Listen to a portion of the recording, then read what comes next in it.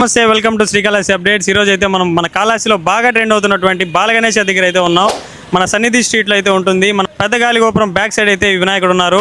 మన committee members అయితే ఇక్కడ ఉన్నారు. వాళ్ళు అడిగి తెలుసుకుందాం. చందా ఎంత కలెక్ట్ అయింది, కాన్సెప్ట్ ఏంటి కనుక్కుందాం. పదండి. First of all happy Vinayaka Chavithi bro. Happy Vinayaka Chavithi bro.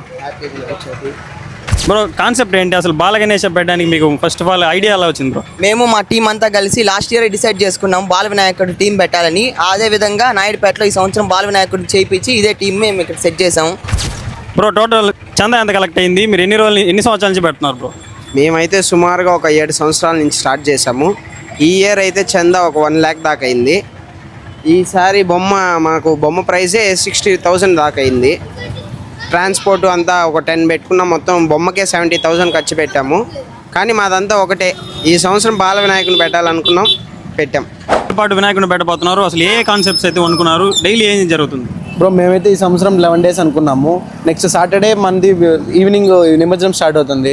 అలాగే మేము ఈ 11 daysలో చేసిన కార్యక్రమాలు 3rd day అన్నదానం చేసాము. మళ్ళీ 9th day అన్నదానం చేస్తున్నాము. మీరు అందరూ వచ్చి ఇక్కడ చేసుకోండి. గణేష్ మహారాజ్ కి జై.